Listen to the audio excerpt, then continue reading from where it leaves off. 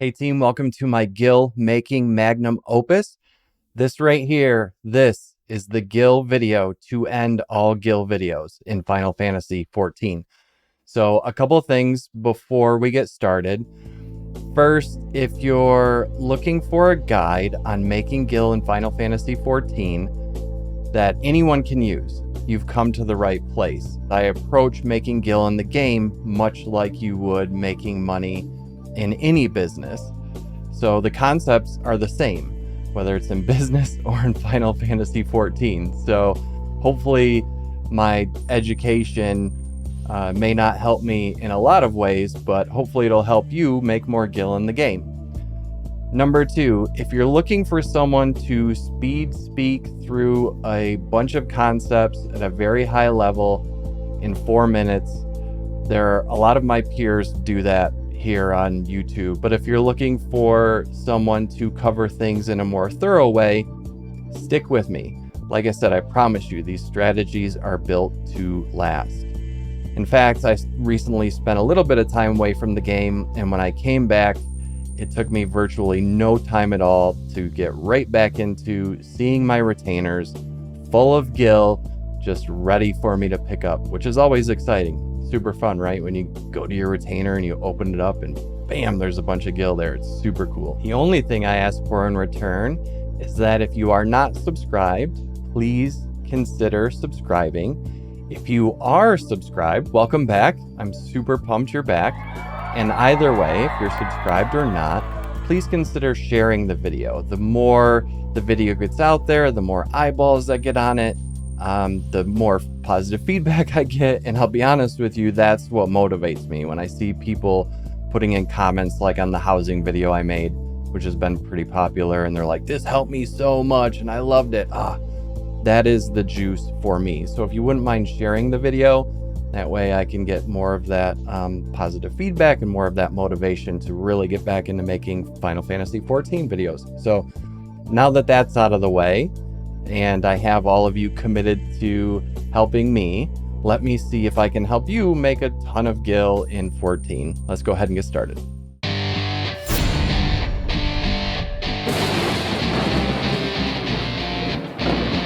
Crushing Defeat Media.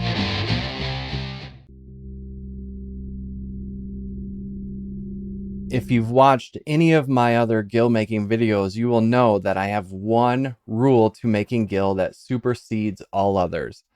And that is rule number one, know what is going on in the game. How do you know what's going on in the game? You read patch notes, you watch patch note videos, you listen to patch note podcasts. And the reason is because you will quickly learn, number one, Square Enix is very consistent with the way they release things. And number two, your greatest opportunities will usually be right before or right after a release, whether it's a patch or an expansion. For example, right now people are gearing up for Endwalker. And that doesn't matter if you're watching this after Endwalker. Like I said, these strategies are built to last. That doesn't matter. The point is, as people gear up for Endwalker, they also need a lot of materia.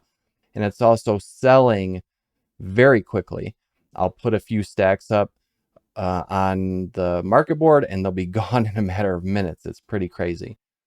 An example of after, let's say a patch comes out and they have added new aquarium fish to the game. Usually the first people to catch and sell those fish can make a ton. I've literally made millions off getting aquarium fish on that market board quickly. Some patches, even the first thing I did is went and catch the fish, because that one goes away real quick. Usually within a matter of days, that price goes away. But people with more Gil than they know what to do with will pay a premium to be able to see what that looks like in their tank really quickly. So, like I said, rule number one, know what's going on in the game, and you are literally halfway there. In this rule number one is why the strategies in this video are so important, because a lot of what I call Gil gimmicks date themselves very quickly. I know I've made some of those videos, and I feel bad when people ask in the comments, hey, can I still make 600K an hour farming the diadem? And unfortunately, you probably still can't make 600 gil an hour running Diadem like you could when it was new. So knowing what's going on in the game and making sure you have a good foundation of strategy is most important. And if you're going to do Diadem right now to make Gil, I would say prioritize getting the scripts and selling the things you can get with those scripts. Dies especially, I would look at what are the price of those dies, because as people are gearing up again for the expansion, they are getting new gear, and as they get new gear, they want to color that gear, and those colors that come from those scripts, they work better than any other dies in the game. Literally, they work better than any other dies in the game. So these are just real quick off the top of my head some examples of why this rule is so important and why these strategies are really the best. The next thing I'd like to talk about is gathering and crafting. If you are new to the game or you haven't leveled up any gatherers or crafters, I can tell you it's definitely something you will want to look at for sure. At least level up in some gatherers. You can make a lot of gil just gathering. However, gathering and crafting together is the ultimate. It's the ultima way to get on the market board in a big, big way. Unleash Ultima!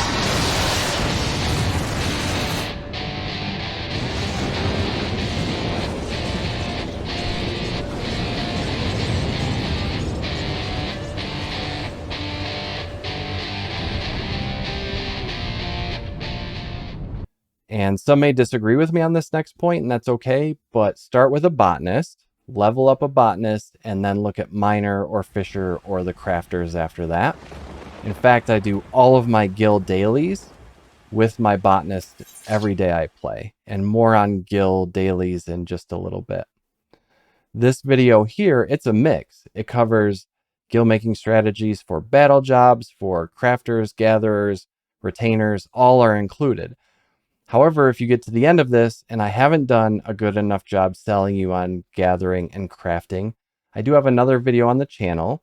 Just type in the YouTube search bar, Gil Making Battle Jobs. It'll be the first one that pops up, or you can look at the channel and look through the video list and find it that way.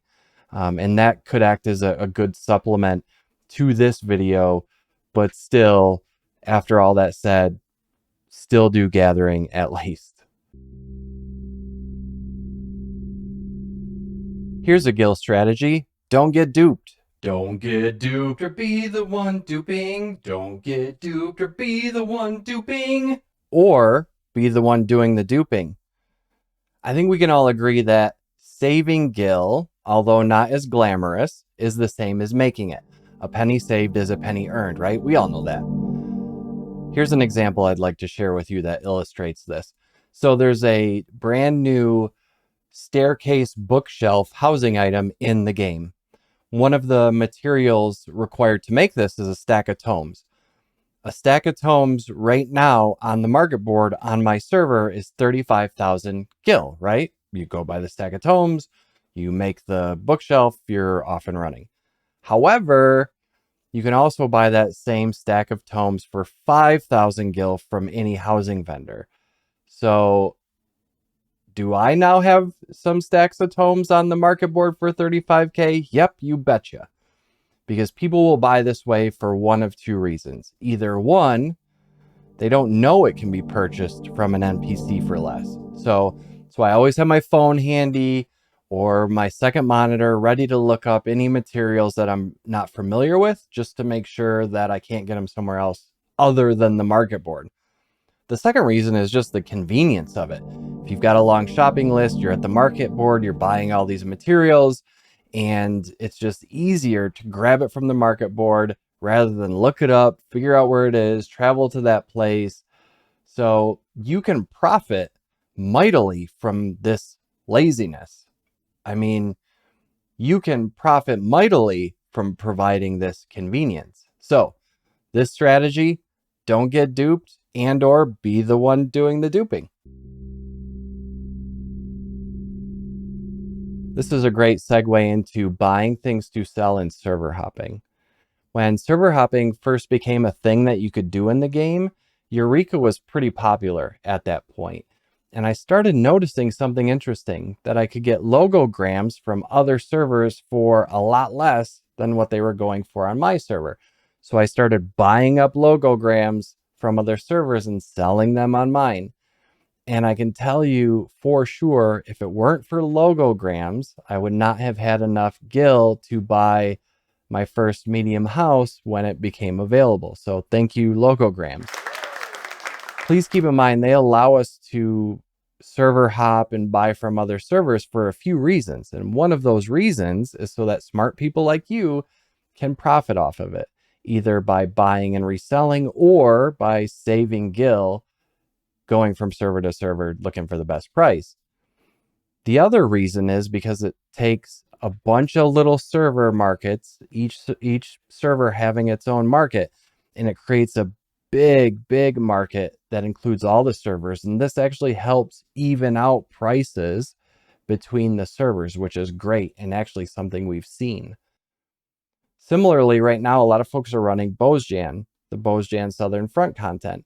And though not as lucrative, I've made quite a bit of Gil getting the forgotten fragments used there and selling them on my server for a profit in the same way.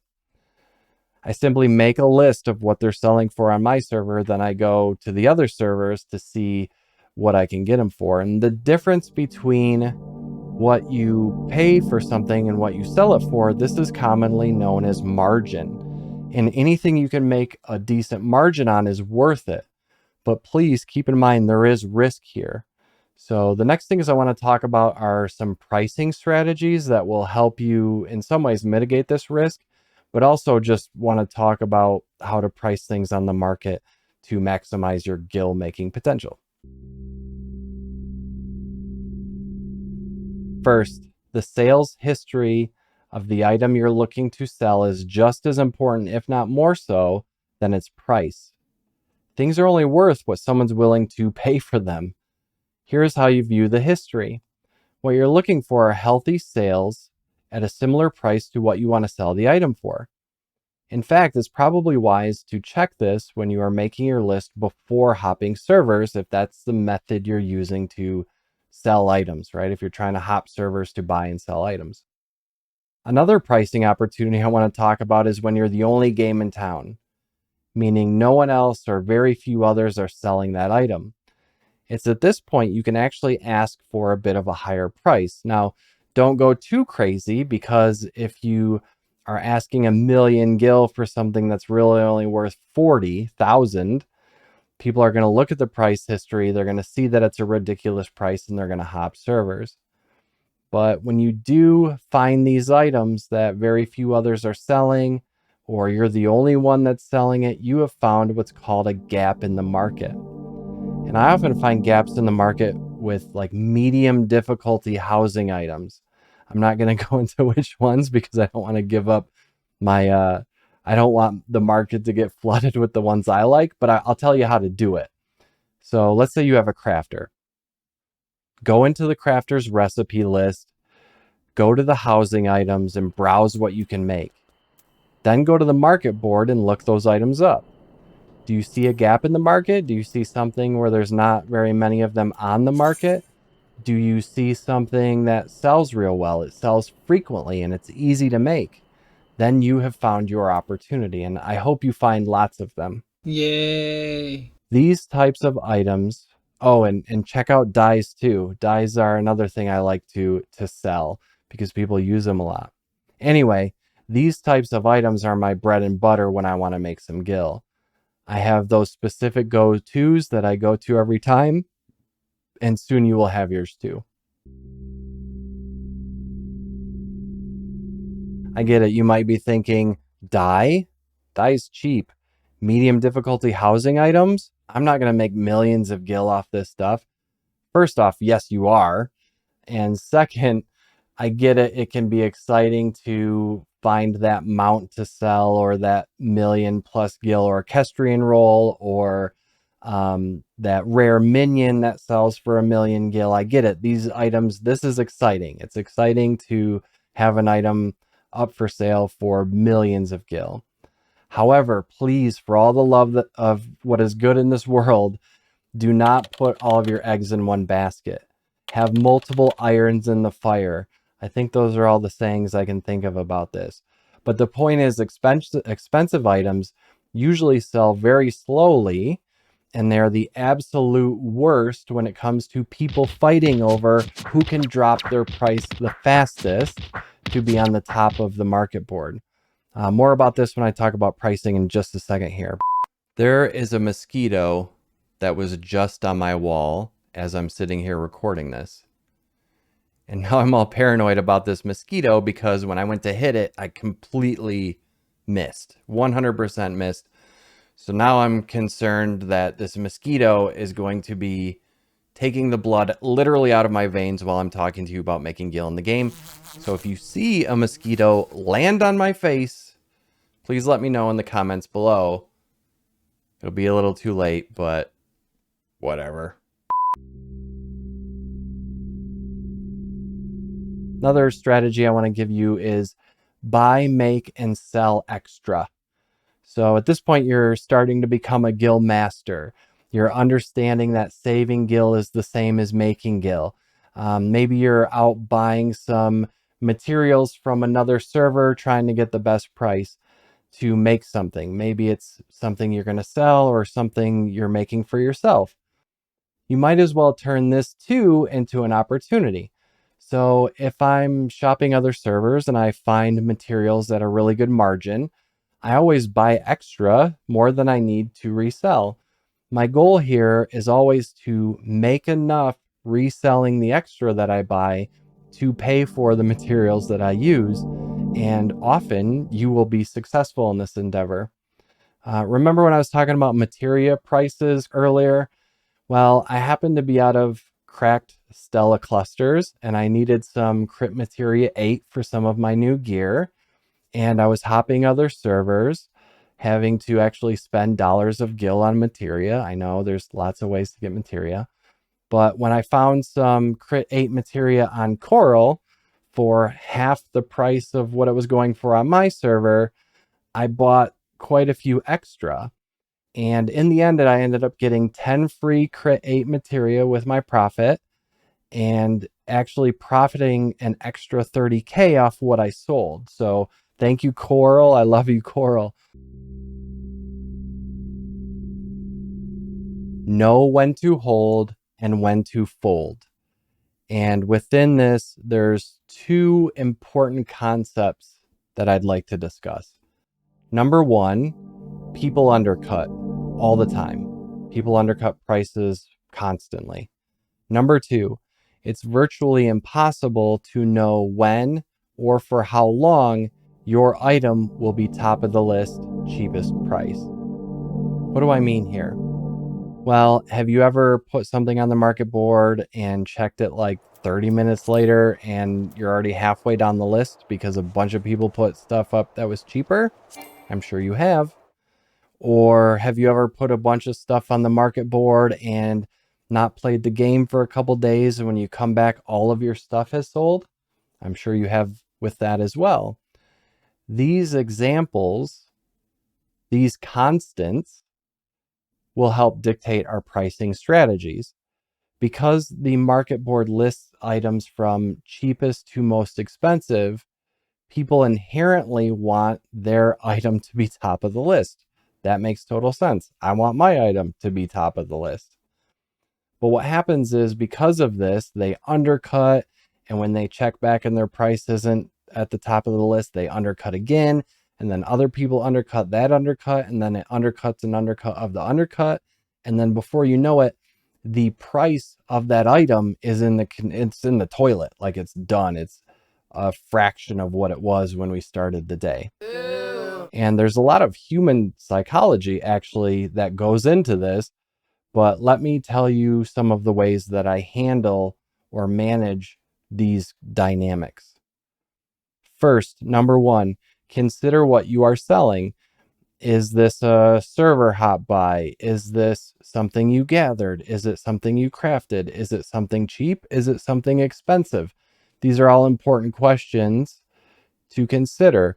Is it something that sells frequently? Is it something that sells infrequently? Something you just put up for sale? Something that has been on your retainer for months? These are all important questions. And the answers to these questions will tell you how to price your item. For example, I hear all the time folks say, well, what you need to do is you need to undercut the lowest price by 1 gil. And this is a worthy strategy in a lot of situations. However, it's not a worthy strategy in all situations. In fact, I prefer to start with sending a message to other people on the market about how I think we should price the item that we're talking about. Now, obviously, I can't send that actual player a message and say, hey, let's do some insider trading and we're all going to set the price at this. But there is a way you can kind of do it. So what I'll do is I will go in and price my item at the same price as the lowest price item. And what this does is, and it works pretty frequently, it tells everyone that this is going to be the price floor. And then more people will go in and price it at that price, and more people and more people. And then smart people, smart players like you, they'll get it and it'll create that nice floor, and we don't end up destroying the price. However, even if a few people stray from this, if they stray below this floor, if it's a frequently selling item, like, you've got something up there for 10,000 gil, there's 4 other people that do it for 10,000 gil, and then someone comes in and puts theirs for 8. If it's something that sells a lot, just let them do it, because soon enough they'll be out of the way and the pricing will start hitting yours and everyone else's who's working with the basement. This is that same concept of walking away from the game for a few days and coming back to it, right? And all your stuff is sold, because eventually as stuff sells, you're going to be that lowest price again. So like I said, soon they'll be out of the way. And if not, you can decide if you want to change the price at that point. Another pricing strategy I use is to force people out of the way. And what do I mean by this? Let's say I craft a dozen Riviera wall shelves. Riviera wall shelves are used for a lot of the housing glitches that people take advantage of to make their houses look the way they want them to look. And if you're not familiar with housing glitches, I have what I like to think is a pretty good housing glitch video, and I will definitely link to that in the description for you.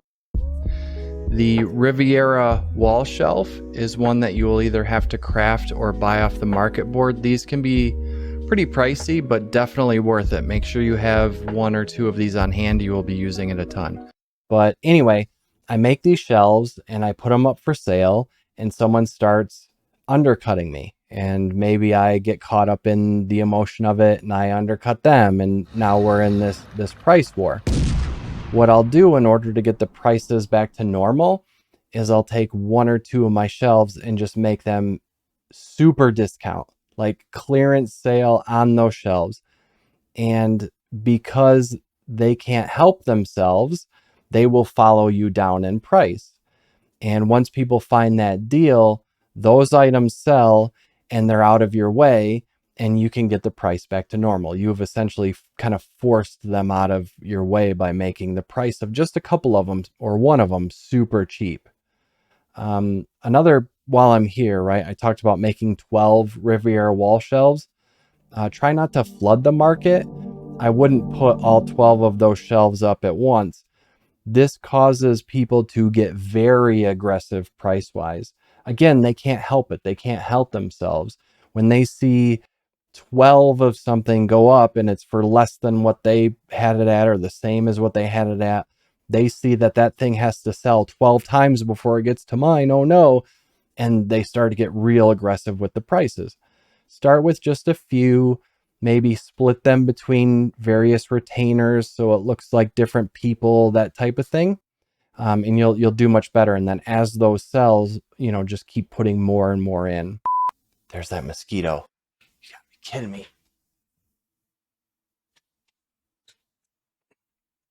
Did I miss? Where'd you go, you dick?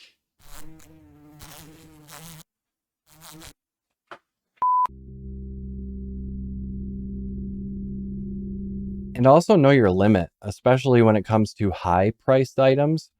For example, did you spend hours and hours grinding bicolor gemstones to buy that Lahi orchestrion roll that sells for up to 1 million gil on your market board? If so, please don't get into a crazy price war with someone. A bit of back and forth is okay, but again, because you now know how our minds work and the psychology of it, you can avoid having to get into this crazy back and forth and all of a sudden waking up and half your opportunity is gone. It's better to wait it out. Know what you have invested, both in time and or gil. Know what your margin is, and understand that it might just take a little bit for that to sell, and that's okay. It'll be worth it because you did not put all of your eggs in one basket. You have multiple irons in the fire, so you don't have to get into a bidding war with somebody.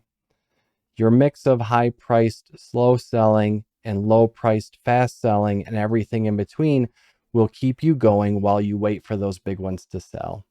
Oh, and good grief, please check what the NPC vendors will give you for something. What's the price you will get if you sell it to a vendor? I haven't made a ton, but I've definitely made thousands of gil buying materia on the market board that people had for sale for less than what an NPC will give it to you instantly. All I had to do was buy up that materia, walk 10 steps, and sell it to the NPC. And similarly, is it worth, I see this sometimes too, is it worth selling a bunch of materials, that extra materials you have on the market board, for 30 gil when an NPC will give you 25 for it? Not likely. Save that retainer spot for something that will earn you a little bit more than 5 gil per, you know, that type of thing. I know I talk a lot about saving, but part of saving is saving your retainer spots for stuff that will make you good money or good gil. Speaking of selling to NPCs, don't be afraid to sell that old gear that you will never use again ever and you can't put on the market board to NPCs. And an extra tip related to this, if you've completed Stormblood and you haven't gone through and done the Dome and Enclave Restoration quest line, do that too. Not only do you get access to a vendor that has some pretty cool housing and other stuff in there, you can sell to an NPC there once it's done. You can sell them all that useless gear for a 200% markup. And I think it's 40,000 gil extra a week you can get from that, which may not seem like a lot, but it, you know, it all adds up. And really all that is picking a different NPC to sell to. And it's actually a pretty cool quest line too. So definitely do Dome and Enclave and take advantage of that. Speaking of adds up, please also make sure you have your most frequently traveled to places in your favored locations with your aetheryte, you know, favored aetherites. This will save you quite a bit.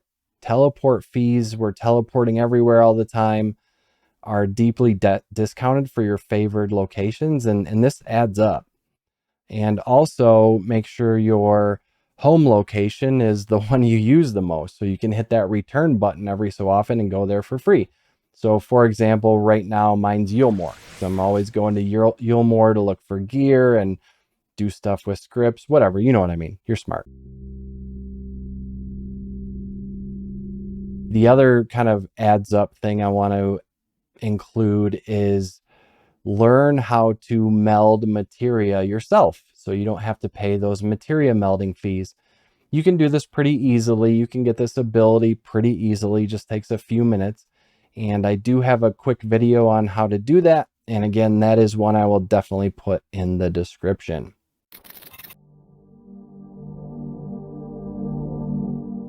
All right, it's commercial time.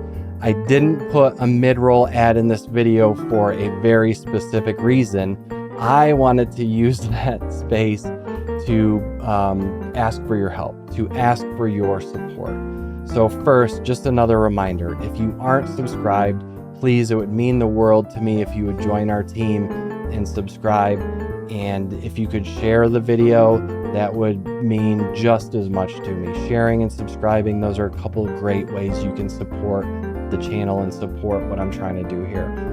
Number two, another way to support is there will be a link to a Teespring store in the description where you can get some pretty cool merchandise. My favorite by far, without a doubt, is this Gigant Shark shirt I'm wearing.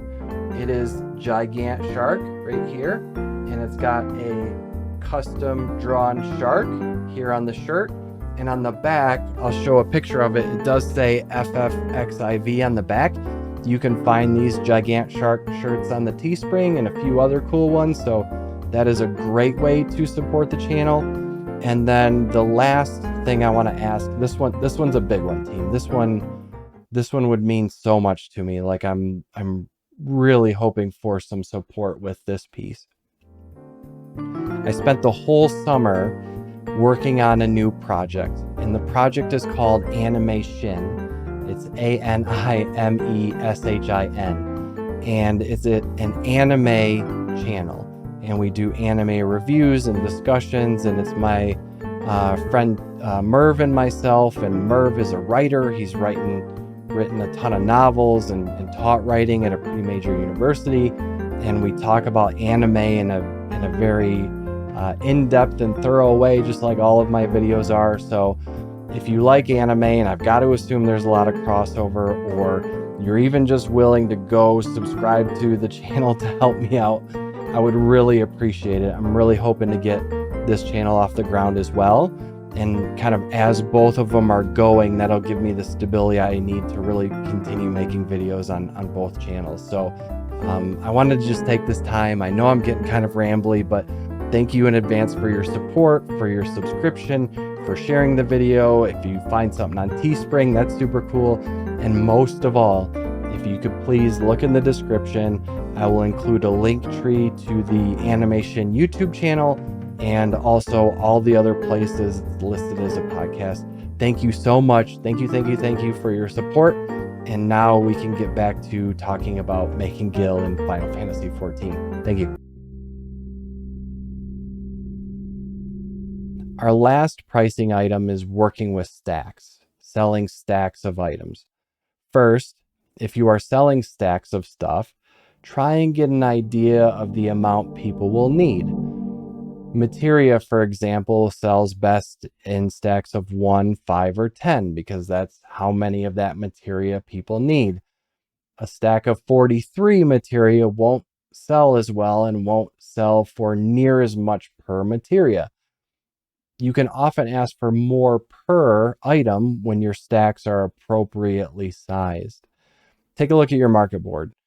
You'll definitely see what I mean. You'll see people selling big weird stacks and they can only get a lower amount per, and then you'll see people selling reasonable stacks and they can ask for more because folks will see those huge stacks and they'll just scroll right by them to find the amount that they need. Another way to have appropriate stacks is to make sure you're splitting them well. Let's say you have 120 of something to sell and it's a material where a lot is used. Sell 2 stacks of 60, not a stack of 120 and a stack of not a stack of 120, a stack of 99 and a stack of 21.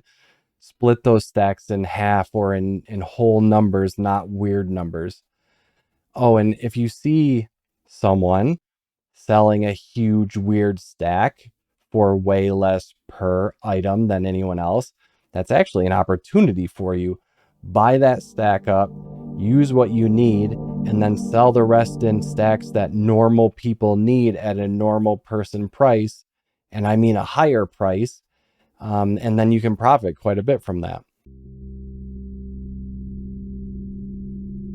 related to pricing a little bit, let's talk about everyone's favorite subject, taxes. First, taxes are bad. We all know that. Next, go to your retainer NPC. I think it's called the retainer consigner. And I'll put something up about it. Anyway, check with them regarding the tax rates for each zone. This tells you how much in taxes you are charged from buying something from a retainer who's located in that zone, right? This also tells you how much others are charged if your retainer is there in that zone. So you can then use the retainer NPC to move your retainers to the zone you're standing in. So that's if you're not familiar with what I'm talking about, that may seem like a lot. Your retainers are housed in specific zones like Limsa Lominsa or, Kugani or whatever. That's where your retainers are at. And each zone has a different tax rate that your retainers collect, and that essentially goes to the game when someone buys something from you off the market board. It used to be that if you went to wherever the retainer was, you could avoid those taxes, but they've taken that out of the game. So really now all you need to do is make sure that your retainers are in the low tax areas by speaking with the retainer consigner and then moving your retainers to one of those zones. So if you're buying something that has a long list of the same priced item or similarly priced items, you can click on that and see what the price will be after taxes before you buy it. Just make sure that you're buying from people whose retainers are in the low tax areas, because especially if you're spending a lot of Gil on something, you can save quite a bit on that. And as we've discussed, saving Gil is the same as making it. So you may have noticed Limsa Lominsa is the commerce hub of the game. And the reason for this is because the aetheryte is closer to the market board than in any other zone. So this is really helpful for server hopping. You hop server to server to server, and you are able to quickly get to the aetheryte, check prices, get back to the aetheryte. So if you weren't using Limsa Lominsa for your server hopping, or you're just getting into server hopping, use Limsa Lominsa. Because Limsa Lominsa is the commerce hub, and usually there's a lot of people hanging out there around the aetheryte, this is also where you will often see people peddling Gil for real world money. And I want to talk about this for just a second, if that's okay. So many moons ago, I loaded The Sims on my PC. Or the same thing actually happened with Grand Theft Auto 5 for anyone who has, either of those games work as an example. And quickly after starting to play, I decided that I wanted more in-game money. So I went to Google and I searched something like tricks to get unlimited money in whatever game. And I found plenty of cheats to give me billions and billions of in-game dollars. And I did so. And I had unlimited money, like it said, 99999 all the way across. And then a couple of days or a week later, I put those games down and I never played them again. I had ruined the game for myself by basically just giving myself all that in-game money. So I'm confident you'll get my meaning here, but I'll simply ask that you please not buy Gil with real world money. One, it's against Square Enix's TOS or terms of service, and I want you as a part of our community. I don't want anyone to get banned for this. So that's one big reason not to buy Gil with real world money. The second reason is really important as well, and it can actually ruin the in-game economy for everyone, because what it does is it kind of floods the economy with too much Gil. This is actually a thing. For anyone who's old like me and remembers and played Lineage 2, this very much happened to that MMO, where the amount of money that was in-game money that was put into the system because of how many people were buying in-game money with real world money, you got to a point where you had to buy in-game money with real world money because you couldn't earn enough in the game. And right now in Final Fantasy XIV, you can earn enough Gil to get whatever you want. And anyone who tells you otherwise, they're either unsure how to do it or they're not being truthful. I don't know. But right now, using the things we're talking about, the strategies, you can make enough gil to get whatever you want in the game. You don't have to spend real world money on it, and we can keep our economy, safe. So sorry for that rant, but if you can't tell, it's something I'm a little passionate about. And it's actually part of the reason why I make these videos, is so that people have the tools that they need in order to earn the gil themselves. And you don't have to spend any more real world money on fake money. All right, so we just got done talking about spending real world money and not spending real world money. And now I'm going to recommend that if you can, that you do spend real world money.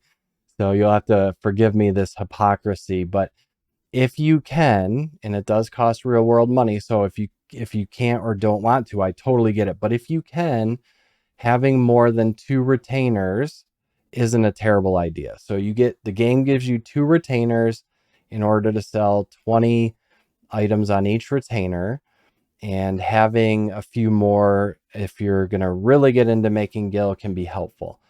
I think you can have up to 10.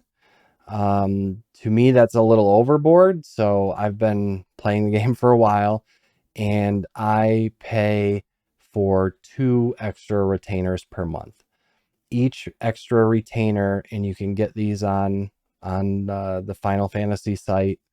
It's like under optional something, or additional features, something like that. I'll put something on the screen that shows you where to go, because I can't remember off the top of my head. But anyway, they cost 2 real world dollars per retainer per month, and I've gotten 2 extra, so I have a total of 4 retainers, and I found that to be plenty. Are there times where I've gone to my retainers and they've been full because I've been hardcore into trying to make gil? Absolutely. When this happens, have I been able to find things that didn't really need to be on the market board? Absolutely, I have. So to me, 4 is kind of the sweet spot. If you're really trying to make a ton of gil, you can definitely get away with 2. And maybe people would disagree and think you need more than 4. I don't know. I have not found a use case for that. Another benefit is if you have more than the 2 stock retainers, you can have more retainer types. So instead of just having the 2 retainers, you can have 4 different types of retainers. Maybe one's a botanist, and one's a fisher, and one's a summoner, and one's a samurai, or whatever, right? You can have different retainer types that can get you different things. So that's also a benefit to having multiple retainers. And then you can also have more retainers going out on ventures for you. I was talking earlier about selling your old gear at the Doman Enclave. Another place, a good place to try to get rid of that crap that you get, is at your grand company. And you can use those to exchange for grand company seals, and you can use the grand company seals to buy retainer ventures, which is how I get all of my retainer ventures, is with those grand company seals. And in fact, you can get enough ventures pretty quickly that you'll never have to, not never, you won't have to think about getting ventures for quite a while. In fact, I've worried about getting venture tokens. I haven't at all in like a year. And another is to use that gear, that old gear, or the junky gear you end up with, to actually outfit your retainers. So the higher item level your retainers are, the higher likelihood, and sometimes actual likelihood, of them bringing something cool back increases. So I've talked about a few ways to use that gear. One, you get old junky gear, you sell it at the Doman Enclave for a bit more. Sell it to an NPC, use it to turn into grand company seals to get retainer ventures, and then finally you can use it to outfit your retainers. Let's talk about retainer venture types and how to use the retainer ventures to make some gil. So you've got quick exploration, which takes an hour, and the retainers usually bring back lower level gear than you are. So this is where you can get a lot of your gear to get more retainer ventures if you want. And every once in a while, they bring back these boxes that have stuff in them. Sometimes you get some pretty cool dies in there. You can get some valuable dies in those boxes. For me, those venture boxes rarely show up. But your mileage may vary, and every once in a while they'll bring back something cool, super cool, like a minion or something. Then you've got the longer 18-hour ventures, and they usually bring back materials that are worth, usually they're worth like 400 to 800 gil a piece, these materials. And then they'll bring you back some coins, that you can sell for money. And then you've got the hunter ventures, which are the ones I've been into much more recently. And these take an hour, and you send them out to get something specific. Now, what you send them out for, you have to have gotten yourself before. But once you've gathered something, or, a monster you killed dropped something and you got it, you can then send your retainers out to get those items. And I like this one a lot right now. So what I'll do is I'll go and take my phone and I'll take a picture of what my retainers can bring back with these hunts. And I'll go to the market board and I'll look up the prices for this stuff. And I'll find stuff that's selling well, and I'll find stuff that's, worth a decent amount. And I'll just send my retainers out to hunt for those items. I like this one a lot right now. I feel like I get more gil out of that right now than I do actually the 18-hour one or the quick ventures. Again, your mileage may vary. This is just what my experience has been recently. The way I work it is, if I'm going to be actively playing the game, I will send my retainers out on the hour-long ones, and then just every once in a while stop back and, kind of resend them out. If I'm not going to be playing the game for a while, then I'll send them out on the 18-hour ventures, because with all 4 bringing back those coins that they do, I think it's like 18,000 gil or something that I get out of that. So that's actually not too bad of a deal. One of the things I mentioned earlier are Gil Dailies. So much like you have your dungeon dailies where you get tomestones and good amount of experience for running that long MSQ or whatever, or doing those trials, I think it's cool to have Gil Dailies, things that you can do each day to earn a bit of gil, and over time earn a lot of bit of gil. This stuff really adds up when you do it consistently. So here's how I run my Gil Dailies each day when I play the game. First, I log in, I check my retainers for any earnings. I check my price competitiveness with the other items I'm selling, decide, is it something I just want to get rid of and I've been sitting on for a while, so I'll just lower the price, or is it something I want to increase the price, or is it a stack I want to break up a little bit differently? I'll just look at my price competitiveness and see what I want to do, if anything there. And then I will complete my ventures with my retainers. And if I just get junk gear, I decide what to do with that. Probably just sell it. If I get the coins, I'll sell the coins and get that gil. And then I send my retainers out on new ventures based on what, how long I'm going to be playing. And maybe I'll look at the market board to see what's going on with the materials that I like to have them go after. And then I also like to look at the market board real quick and check for any gaps in the market for the things I like to sell. So are there any dies that are, there's low quantities of? Are there any of the mid-tier housing items I like to make that are low quantities that are selling well? So then I bust out my botanist, like I said, and I head to the Hostile Imperative. And then I fly northeast from the Hostile Imperative, and I spend 5 to 10 minutes max gathering lignum vitae logs. I do this each day I play. And as I'm gathering the logs, one of the things that will come up super quick every time I play is a treasure map. So I grab that treasure map, and that's a big part of my Gil Dailies. So I will grab logs for a few minutes, get the treasure map, and then I will head back to my retainers real quick. Oh, and while I'm here, don't craft the lumber from the logs or whatever if the math doesn't work. So what do I mean by that? If it takes 4 logs to make a piece of lumber and the lumber doesn't sell for 4 times what the log is selling for, don't do that. You're wasting crystals anyway. And actually, crystals can be a cool thing to sell as well. We end up sometimes with a lot of extra crystals that we don't use, and I'll sell those and make a profit off those. But I see people doing this.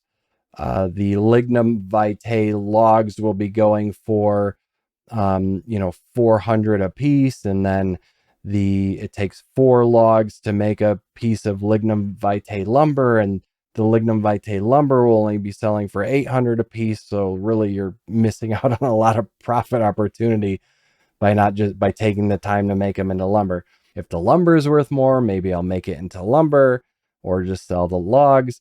And usually, just from these 2 things, just from gathering the logs and selling the map, I make at the very low end 40K. And at the usual end, it's usually between 60 and 70,000 Gil. And on the high end, just 2 days ago when I did this, it was 100,000 Gil thing that happened. As you can see, the Gil Dailies is certainly a good way to make some Gil. Like I said, you may prefer a different version of this with a miner or whatever, but the point is, get that treasure map and sell it and find some Gil Dailies that you can do to consistently be earning that Gil. Then after all that, I've checked my retainers and checked the market board and done the logs and stuff. Then I'll decide what I want to do with my time after that. Usually I've been in the game at this point, maybe 15 minutes, about 15 minutes I've been in the game at this point. And then I'll decide, do I want to fill a gap in the market that I saw or just move on with my day? And sometimes I'll go and I'll build some housing items or whatever, but you can decide at that point what you want to do. So those are kind of Gil Dailies and how that works.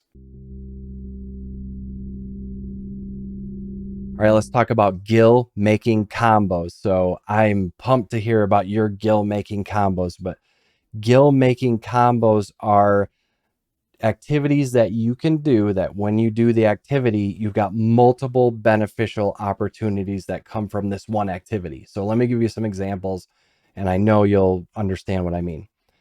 I'll go and get one of Zloe's, or is it Chloe or Zloe? Which one? I don't know. Whichever one it is that has the Wondrous Tales books from Idleshire. And I'll take a look at the list of what I can run to fill that Wondrous Tales book. What's in there that I can run unsynced in like 1 to 5 minutes by myself. So this is something that'll work. I think as long as you've got a job that is probably maybe 60, level 60 might work, but definitely anywhere 70 or above. If you've got a job 70 or above, you can run these Wondrous Tales. You can go into that extreme Titan trial unsynced and beat it in like 1 minute and 4 seconds for sure. So I run those and I use my redo points to run them again if needed. And from there, I can run through a whole book pretty quick. So I'm running through the trials. They're dropping materials that I can sell on the market board. They're dropping gear that I can sell for grand company seals to get ventures to send my retainers out on more ventures and make more Gil. And then I'm also filling up this Wondrous Tales book, and I can get things from that Wondrous Tales book, depending on how many lines I fill, that can sell for quite a bit. Or at the very worst, I'm going to get a bunch of tomestones I need or whatever. So that's an example of a Gil making combo, an activity that I can do quickly on my own that has multiple points of Gil making opportunities. The Gil Daily, where I mentioned getting the treasure map in the Lignum Vitae logs, is another example. Then I use the logs to make high quality lumber, and the high quality lumber probably sells for more. But making that high quality lumber also fills up my challenge log, and the challenge log pays pretty decent. When you complete enough challenges, you get like 10,000 gil per number of challenge logs that you fill up, and that can add up every week to a lot of gil. So that's another gil making combo, because I'm, getting the logs, I'm making the lumber, I'm getting the map to sell. There's a lot of points of gil making opportunity there. Here's another one that I like. You run Shadowbringer's Fates to level up your alt jobs, and you earn bi-colored gemstones from doing so. And once you've completed all the requisite fates, you're able to buy a lot of different things with those gemstones, and a lot of them are very valuable. Shoot, I've done this even without having alt jobs to level up, because you can make a ton of gil selling that stuff that you get with the bicolor gemstones. I mentioned the Lahi orchestrion roll. There's a lot of orchestrion rolls that sell real well from those. There's a lot of housing items that people really like that come from those. So that's another one. That's kind of a gil making combo, or a combo with multiple opportunities in it. All right, so one more kind of long strategy before I get into some quick hitters. And at that point, you are all set to make as much gil as you want in Final Fantasy XIV. This next one is provide what people need, not necessarily the end product. So what do I mean by this? You've heard me mention this kind of a bit already, but selling lumber and ingots and items people need in order to make other things, being the middle person, is one of the most lucrative ways to make gil in Final Fantasy XIV. And the reason is these things are easier to make, they're easier to make in larger volumes, and they sell more quickly. Especially if these kind of middle items, the logs and the ingots and the varnish and stuff like this, if they can be used to make multiple things, you're going to do better with that more quickly and easily than making a very specific end product that only one person on the whole server might buy in a week, right? And if you follow rule number 1, knowing what's going on in the game, you will be able to find those moments in time where people are just buying stuff like crazy off the market board, and they don't care so much about price. So when Ishgard Restoration was going on and people were using that to level up their crafters, a lot of those items that they were using, they just would get from the market board, and they just didn't care, and they would just buy the stack, because it was such a fast way to level crafters. Or logograms and forgotten fragments could also be an example of this. People get to where they just want to progress in whatever content. So you play the middle person, and you provide those items on the market board that people just need to be able to quickly get. Another example of this is I decided I wanted to level up some crafters, and I kept getting slowed down at the various level quest turn-ins. So every few levels, you would need to turn in something that you crafted to someone in order to progress. And I went to the market board to buy them instead of taking the time to go make them. And here I found another opportunity. Why not make a bunch of extra of these quest turn-ins and make a bunch of gil in the process, and then I won't feel like I'm wasting my time, because not only am I leveling my crafter up, but I'm also providing this kind of middle person service for other people trying to level their crafters up, and I'm making a good amount of gil in the meantime. And it's, no harder to make 10 of something than it is one once you've kind of gathered all the materials. So I went to the Final Fantasy XIV console games wiki, and I made a list of all the quest turn-ins and what was required to make them. And I use this as a shopping list and a selling list. So I would know what materials I needed to get and what I needed to make in order to create a bunch of these quest turn-ins and sell them. Another one to look at, especially when you're first starting out, this is a great one for new players, are levy quest turn-ins. They're easy to get, and another item that people just go to the market board to purchase. You can take advantage of that and kind of be that middle person for them, and take advantage of those veteran players who are just trying to level up their job, and they don't care if they need to spend some gil to do it. It's more valuable for them to buy the levy quest turn-ins quickly and get that level quickly than it is to go and work that themselves. So this could be to your benefit. One of my favorite turn-ins to get when I was a newer player was the Titanic Sawfish, because it was selling for like 300k plus, probably still is. And it's a bit of a bear to catch, but shoot, I'm willing to spend that time catching that to make the 300k for that turn-in. So ultimately, this piece, provide what people need, not necessarily the end product, but provide what people need. Finally got the mosquito. It's dead. We can move on, thankfully.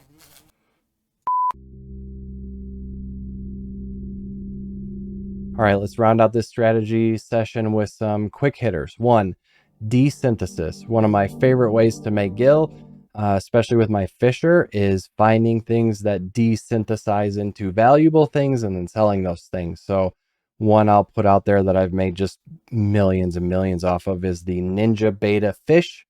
Desynthesizes to, at a chance, the Assassin Fry Minion. The Assassin Fry Minion is by far one of the coolest in the game, and it sells for 300,000, 600,000, a million, depends on your server, but it's worth a good amount of gil, and is one that you can get at a pretty low level. You don't have to be level capped or anything like that to get that as a fisher. Study your market board, and that doesn't mean just sorting by demand. That seems to be a little bit broken.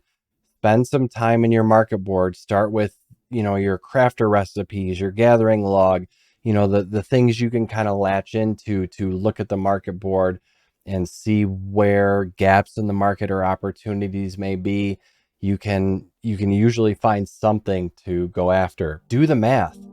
It's not always cheaper to make something than it is to just buy it from someone else. 1, you're helping that individual, and 2, it can save you a lot of time. And like I said, it's not always cheaper to make or craft something, especially when it's a component for something bigger. I buy a lot of that stuff from others. So double check to see if you can get it less expensive than it is to cobble together the materials to make it yourself, right? Again, also, please make sure you can't just buy it from an NPC vendor first. Just a little reminder there. Check script turn-ins for the week for crafters. They don't want to have to go and gather all that stuff to make their script turns in. They're trying to make those crafts of a high quality really quickly to turn in and get those scripts for gear or whatever they're trying to use for the scripts for. You can do that for them. Buy and run treasure maps. My wife Mirala, this is all she does to make gil. She goes and she buys treasure maps and she runs the maps and she sells what she finds. And she's made many, many millions of gil, enough to buy a medium house, furnish it, have anything she wants in the game. All she does is treasure maps. And a pro tip here from her, if you get a hidden map, if you get a hidden treasure map, just sell that. Don't run it, because it goes for like 200 and something K depending on your server, and it's worth significantly more by selling it than it is to get the items and try to sell those, or the chance to get those items is pretty low, right? So just sell the hidden maps for sure, she says. Find some friends in your free company or otherwise to run the group treasure maps. Some of the stuff you can get in those group treasure maps sells for a ton. I especially like the level 70 group treasure map for making gil. I talked about this a little bit already, but the challenge log, you can make a decent amount of gil there every week, and it adds up fast regardless of your level. especially if you're a newer player, wow, you should definitely be using the challenge log to make a good amount of Gil. And if you want lots of MGP, I have a guide on that on the channel too. So if you're trying to fill that gold saucer challenge log to get MGP and stuff, check out that video. It's a good one. Phew. All right, we made it. And if you've made it this far into this video, I am super impressed. You are now a trained Gil Master Black Belt Ninja, and you are ready to go out with all the strategies that will last you forever to make as much Gil as you want in Final Fantasy XIV. Also, if you made it this far into the video, I would love to hear from you down below. I know I've said the typical stuff like leave a comment below or whatever, but this one I really mean, because if you made it this far into this video, I want an opportunity to recognize you for it. So leave it as a separate comment, not as a reply to someone else's comment, because otherwise I don't get notified, right? And also, if we get to this many likes on this video, I will post a document online that everyone can access that lists the strategies we discussed today as keywords and phrases. So for example, make, buy, and sell extra, sell stuff you get from bi-colored gemstones, move your retainers to low tax areas. I'll take every strategy we talked about today, put it into an easy to understand document, so long as you've watched the video. And because it's a lot to remember, you'll be able to use that to just go through and be reminded of what we talked about. So once we get to that many likes, I will put that document out, and I will then post a video letting everyone know with a link where to find the document. So again, please consider subscribing if you haven't already. Please consider sharing the video and liking the video so I can get to enough to warrant putting out that document. And now that we've made it to the very end, it's time to cover how to make your weapon glow as you're running around Eorzea. To do this, you're going to want to make a macro.